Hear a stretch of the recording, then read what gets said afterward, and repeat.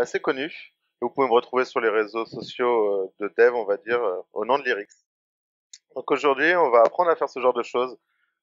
Faire passer un petit train avec une petite vache juste en dessous qui regarde passer un train. Voilà, ça ressemble à ça. Non, blague à part. Euh, un tout petit disclaimer, normalement la présentation elle est plus longue. Là j'ai 15 minutes donc je vais sauter des parties. Du coup je vais aller un petit peu vite. Et en plus le niveau il va être crescendo. On va commencer par des choses assez simples. Donc si vous êtes développeur expérimenté ou en tout cas que vous avez l'habitude de manipuler la ligne de commande, vous allez peut-être vous ennuyer pendant les 5 premières minutes. Et si jamais vous connaissez pas, vous allez apprendre plein de choses. Et si vous connaissez pas, par contre, c'est à la fin où vous serez peut-être un petit peu perdu. Dans tous les cas, les slides elles seront dispo. Le but c'est pas de retenir toutes les commandes et tout ce qu'on comment elles fonctionnent, c'est juste de savoir que ça existe et de comment les combiner ensemble. Donc déjà, on va juste revenir un petit peu sur ce que c'est qu'une commande. Une commande, en fait, ça va être une instruction qu'on va donner à notre ordinateur. Il y a deux types de commandes que vous allez pouvoir taper. Il y a des commandes qui vont être built-in. Ah, j'ai un problème avec mon ordi. Ouais. Donc il y a des commandes qui sont built-in. Ça va être tout ce qui va être disponible dans votre shell. Donc ça va être des choses comme par exemple cd, echo, exec, kill. Et il y a des commandes qui vont être des binaires. Décidément, désolé.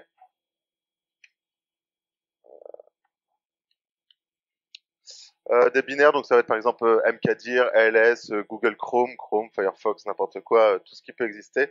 Donc ça va être des binaires.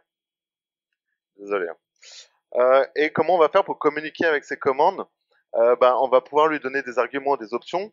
Les options, ça va être par exemple moins moins quelque chose. Donc par exemple ls moins l, mkdir moins p. Et les arguments, ça va être quelque chose où il n'y aura pas de moins ou de moins moins devant. Donc ça va être par exemple le nom du dossier qu'on veut créer. Ensuite, on va pouvoir aussi donner des variables d'environnement à ces commandes. Euh, Par exemple, pour la commande myCommand, je vais lui donner foo égale bar. Donc, je vais avoir une variable d'environnement dont le nom sera foo et sa valeur va être bar. Et surtout, ce qui est très important, c'est qu'on va avoir des flux d'entrée-sortie, des flux d'IO, input, input, output. Donc, on va avoir stdin, c'est-à-dire ce que la commande va prendre à manger en entrée, et stdout, ce qu'elle va être capable de ressortir. On a aussi un troisième flux qui s'appelle stdr, comme les erreurs. Donc, dès qu'on va avoir des erreurs, ça va être un autre flux qui va être différencié du flux standard. Il y a d'autres techniques qui existent aussi, mais on ne va pas les aborder ici. Donc, les flux d'IO, en fait, ça va être des file descriptors. C'est juste, en gros, sur le disque dur, il va y avoir quelque chose qui définit, voilà, c'est ma commande, elle est là.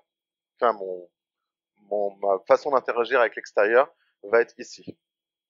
Donc, je vais pouvoir rediriger ma sortie standard, donc stdout, avec l'opérateur supérieur. Donc, par exemple, je vais faire echo hello, ça va écrire le mot hello dans le fichier myfile.txt. À l'inverse, je vais pouvoir donner à manger à ma commande. Donc, cat, ça permet d'afficher quelque chose. Hein. Et donc, je vais mettre cat inférieur myfile.txt. Donc là, cat va recevoir en entrée tout le contenu du fichier. Et après, en fait, j'ai des pipes. Donc, il faut voir ça vraiment comme des tuyaux de pipe, c'est tuyaux en anglais, donc des tuyaux, comme en plomberie. Donc, je vais pouvoir faire hello, echo hello. Donc là, je vais prendre hello et je vais l'envoyer dans l'entrée de la commande cat.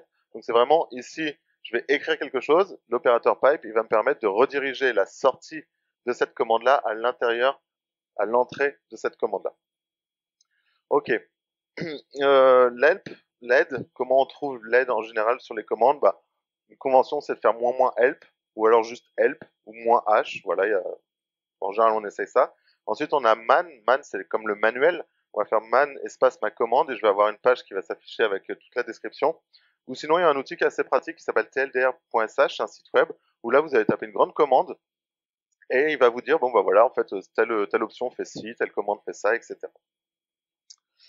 Petit tip, ça vous retrouverez dans les slides, mais par défaut, man, c'est en noir et blanc, enfin monochrome, on va dire. C'est pas hyper facile à trouver les options. En définissant une variable d'environnement, enfin de plein de variables d'environnement, vous allez coloriser votre man et du coup, ce sera beaucoup plus simple de s'y retrouver.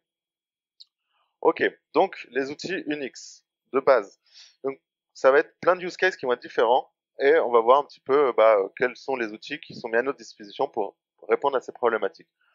Tout simplement, par exemple, j'ai plein de dossiers et je ne sais pas comment sont structurés ces dossiers. Je vais voir tout de suite ce qu'il y a dedans. J'ai une commande qui s'appelle tree, tr2e, comme un arbre en anglais, et cette commande va en fait dépiler tout le système de fichiers qu'il y a en dessous de lui. Je peux lui donner un pass, hein, et après je peux donner des options pour des profondeurs maximum, etc. Un autre truc, moi, enfin, je fais pas mal d'ops aussi, et par exemple, notre programme, il n'arrive pas à écrire dans tel dossier. Pourquoi? En général, c'est un problème de permission. Et où est-ce que ça bloque? Est-ce que c'est slash var? Est-ce que c'est slash var log? Est-ce que c'est slash var log nginx? Enfin voilà, on sait jamais. Et du coup, namey-ol pass to file, et là en fait, il va nous lister récursivement en partant de tout en bas les différents permissions qu'il peut y avoir sur tous les dossiers et fichiers. Donc là, on voit tout de suite, ah tiens, il y a un truc qui appartient à root, c'est pour ça que j'ai pas le droit d'écrire dedans. Euh, Deuxième use case, par exemple, j'ai un CSV, je dois extraire des colonnes. J'ai une petite commande qui s'appelle cut, qui permet de couper, et je vais mettre -d comme délimiteur, par exemple les points virgules, -f3, f comme field, donc le troisième champ, et je vais dire, bon voilà, je veux le troisième champ de mon CSV, et hop, automatiquement, ça va m'extraire euh, le troisième champ du CSV. Un petit exemple, on va faire des petites démos. Moi, c'est un truc que j'aime bien faire quand j'arrive sur un projet, j'aime bien savoir qui a commité sur ce projet-là. Donc là, par exemple, je suis sur React, et donc en fait, quand je vais faire git log, voilà, je vais avoir tout l'historique, et moi, j'aimerais bien juste savoir en fait quels sont les auteurs. Donc je vais demander git log moment format, donc auteur name. Donc là, j'ai tous les auteurs, mais c'est pas trié. J'ai pas le nom. Enfin voilà, faut que je compte tout le monde. Donc, en fait, pour faire ça, j'ai plusieurs options. La première, c'est que je vais tout trier, tous les auteurs dans le même ordre. Donc là, vous voyez, je vais avoir par exemple hop, cette personne-là, elle a comité 3 fois. Donc maintenant, j'ai un deuxième outil, c'est unique, qui va me permettre de rendre la liste unique. Donc il va tout me squasher. Mais sauf qu'en fait, je vais lui passer un paramètre -c, count. Et donc là, en fait, il va me dire, bon, par exemple, cet auteur-là, il a fait 4 commits. Bon, là, c'est pas pratique, c'est pas dans l'ordre, je vais le retrier une deuxième fois. Et là, j'ai tous les counts et c'est tout retrié. Sauf que vous voyez, il y a des trucs qui sont un peu bizarres, c'est que j'ai 7, ensuite j'ai 85, ensuite j'ai 8. En fait, c'est juste que l'ordre naturel, lui, il comprend pas que c'est des chiffres. Il fait juste des trucs bêtes et méchants. Donc là, je vais juste lui dire, en fait, c'est des choses qui sont numériques. Et là, automatiquement, j'ai le top des auteurs, enfin des committeurs plutôt de React.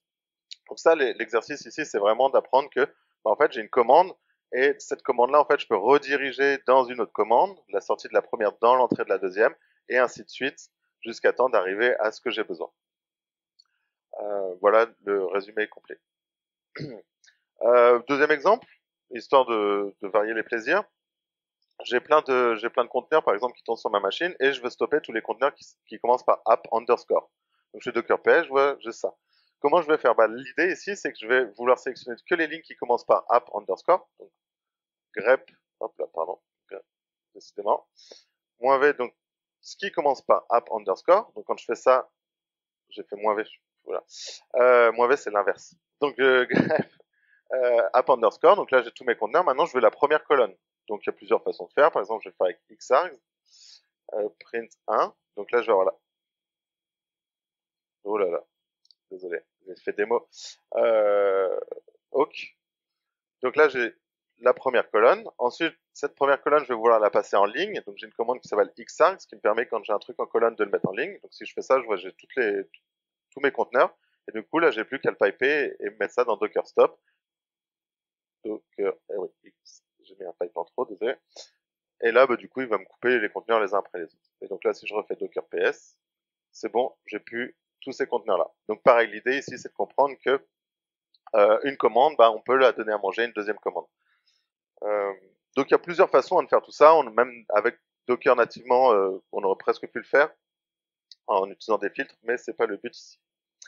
Euh, D'autres trucs qui sont super pratiques, par exemple, j'ai une config Nginx ou votre application, je veux tester que je peux pas envoyer des fichiers, par exemple, de plus de 10 mégas, de 100 mégas, etc. Ah, mais comment je fais pour avoir un fichier qui pèse tant? Et en fait, on a un truc nativement qui s'appelle dd. Donc, if, c'est input file. Je lui donne un fichier, un flux. Donc là, en l'occurrence, c'est un flux de 0. Je vais juste écrire un gros fichier avec que des zéros dedans. J'aurais pu mettre que des 1, j'aurais pu mettre des trucs random, peu importe. OF, output file, et je vais lui donner combien je veux de blocs, de quelle taille. Donc là, je vais créer un fichier qui va faire 1 giga. Et voilà, juste en une commande, j'ai mon fichier qui fait 1 giga. Pendant que ce fichier se construit, ça peut prendre du temps, ou en tout cas, par exemple, quand vous faites un dump de votre base de données, quand vous faites des gros imports, peu importe, vous voulez vérifier ce qui se passe sur le disque. ou vérifier qu'une commande, enfin voilà ce qui se passe. On a une petite commande qui s'appelle watch et qui permet en fait de rafraîchir tout le temps votre commande, ici toutes les 1 seconde. Des fois, vous allez lancer des processus, comme ça, par exemple un import, vous savez que l'import il est censé durer 1 minute, mais des fois il dure 2 heures, vous comprenez pas trop pourquoi. Donc l'idée c'est quand même d'essayer de comprendre pourquoi, mais à des moments, bah, on veut juste dire, ok, tu te lances et au bout de 10 minutes, quoi qu'il arrive, je veux que la commande elle soit tuée. Donc ça, timeout 30, donc là au bout de 30 secondes, je vais tuer le processus quoi qu'il arrive, et sleep 60. Donc sleep c'est juste, on fait une pause. Euh, un truc un peu pratique, c'est passer des commandes d'exécution en tâche de fond. Donc là, vous venez de lancer un import et vous avez plus accès à votre shell, mais vous savez que la commande juste avant, en fait, vous en aviez besoin, etc. Et ben du coup, vous pouvez faire CTRL Z et du coup, en fait, ça va détacher le processus courant et ça va le mettre en background. Et une fois que ça fait ça, bah, vous pouvez récupérer l'accès à votre shell et puis faire plein de choses. Et ensuite, vous avez FG ou BG comme background ou foreground pour récupérer en gros la commande et récupérer en fait l'interactivité que vous pouviez avoir avec votre commande. Truc qu'on utilise assez souvent, des tunnels SSH, j'ai accès à ma prod, elle est pas ouverte directement sur l'extérieur. Ou en tout cas, par exemple, c'est quoi ici? C'est un Elasticsearch. Donc j'ai un Elasticsearch, mais il n'est pas ouvert, le port 9002 est pas ouvert parce que vous voulez pas que n'importe qui aille taper dans votre Elasticsearch. Mais vous avez une connexion SSH. Et du coup, bah, vous faites ssh.tl, donc ça fait un tunnel. Et on a un port d'entrée, 1, 2, 3, 4. Donc ça va être le port que je vais ouvrir sur ma machine. Une IP, 2.9002, c'est le port qui est sur la machine distante. Et voilà, on a un tunnel qui est ouvert et du coup après localement je peux faire curl 127.0.0.1, 1, 2, 3, 4 et là en fait j'ai accès à l'Elasticsearch qui est en production. Un truc moi que j'utilise assez souvent aussi c'est le truc important c'est LSOF, c'est LSOF comme Open File, donc je vais lister tous les fichiers qui sont ouverts par un logiciel. Comme ça je peux voilà je télécharge un truc, je vais regarder ce qu'il fait, je peux voir en gros voilà ce qu'il est en train de faire. Euh, Pareil, Elsoft, hein, donc en résumé, c'est Elsoft-PNI de 2.9999. C'est en gros quels sont les processus qui sont en train de squatter le port 9999. Donc vous venez de télécharger Nginx et puis il veut pas booter parce que le port 80 il est déjà bindé. Et ben, en faisant ça, ah ok d'accord, c'est lui qui est en train de binder. 2 minutes. Un truc, petite démo. Donc en gros j'ai un tout petit bout de code PHP, peu importe. Mais en gros quand j'exécute ce code PHP, je vais l'exécuter. Donc, hop, je peux vous montrer. C'est juste ça, ça fait rien, ça prend un document, ça le charge et ça le valide. Quand je fais ça, mon logiciel là, il hang, il bloque et je comprends absolument pas pourquoi. Il y a 3 lignes de PHP, enfin voilà, j'ai beau aller voir la doc de PHP, je comprends pas pourquoi. Donc là, j'ai deux options. Soit je lis le code de PHP en C pour comprendre ce qui se passe, soit je vais utiliser un logiciel qui s'appelle strace et qui va intercepter en fait tous les appels entre un binaire, un logiciel, et les appels qui sont faits au kernel. Donc là, je vais faire strace, et là, bon, c'est illisible quand on n'est pas habitué, mais en fait, on commence à regarder un truc, et là, on fait, ah tiens, c'est rigolo, il y a un truc get, tr, machin. Alors, c'est pas assez long, donc je vais demander un peu plus de détails, parce que les arguments par défaut, ils sont tronqués. Donc 65 000, ça fait, voilà, j'ai de la place. Et ah tiens, c'est rigolo, il fait un get sur un truc, un host W. En fait, ce qu'il essaye de faire, c'est d'aller chercher une DTD qui n'existe pas. Donc là, en fait, le truc est complètement bloqué. Et sans aller chercher dans le code source en C de PHP, je comprends, bah ok, mon logiciel est bloqué pour ça. En fait, c'est la méthode validate qui marche pas. Donc S-Trace, c'est vraiment super pratique. Ça permet d'intercepter tous les appels entre un logiciel et le kernel. Parce que que vous codiez en Java, en Go, en Python, en Rust, vous appelez jamais directement, en fait, c'est jamais vous qui ouvrez le fichier. En fait, vous demandez au kernel, ouvre-moi le fichier pour moi et donne-moi ce fichier. Et donc, par exemple, vous téléchargez un logiciel, enfin, ou Git, par exemple, et vous savez pas où faut mettre la conf dans Git. Donc, quand vous faites Git ST, là, en fait, il y a de la conf. J'ai des raccourcis, mais comment je peux savoir où est-ce qu'ils sont mes raccourcis? Donc, je vais faire, par exemple, strace.efile. Donc, en gros, là, il va me capturer tous les appels au fichier, et je vais faire -o log. Comme ça, il va tout, au lieu de me polluer la sortie standard, il va tout me mettre dans un fichier. Donc là, je fais ça, Git, ok, donc là, mon logiciel s'est exécuté, très bien. Et là, je vais ouvrir mon fichier de log. Donc là, avec Vim, c'est cool, en plus, on a un peu de couleur. Et là, vous voyez qu'en gros, ça, c'est Git quand il a démarré. Et ben, tous les fichiers auxquels il a essayé d'accéder. Donc on voit que par exemple, bah, on suppose que ah, bah, tiens, j'aurais pu mettre de la config dans ce dossier-là, dans ce fichier-là, ou dans celui-là, ou dans celui-là, etc. Et il me reste 1 seconde. Hop, je vais passer ces 2 slides-là, ces 3 slides-là. S'il y a un truc qui est super pratique, c'est TCP dump. TCP dump, ça permet en gros d'intercepter d'intercepter tous les appels réseau qui peuvent être faits entre une application et autre chose. Enfin, en gros, ce qui se passe sur votre ordinateur. C'est un peu l'équivalent de strace, sauf que strace, c'est entre votre kernel et votre logiciel. Bah là, c'est au sein d'une carte réseau ou de toutes les cartes réseau, on regarde ce qui se passe. Et juste une toute dernière petite slide pour finir. Quelques outils qui sont pas standards, mais moi que j'utilise vraiment super souvent. Il y a Silver Search, c'est comme grep, mais en version 1000 fois plus puissante. Il y a un équivalent qui s'appelle RipGrep aussi, qui est écrit en Rust, et qui est vraiment très pratique. Tmux, ça sert à multiplexer son terminal. C'est ce que j'utilisais là. En fait, vous voyez, j'ai plein de petits tabs ici, et je peux déplacer des fenêtres, je peux les splitter en deux. Voilà, on peut faire plein de choses comme ça, c'est super pratique. Et en plus, quand on se déconnecte, on se reconnecte, on perd pas toute sa session. DNSMask, c'est un petit serveur DNS très léger, donc c'est super pratique pour gérer des wildcards. Moi, tout ce qui est blabla.test, ça tombe en 127.0.0.1.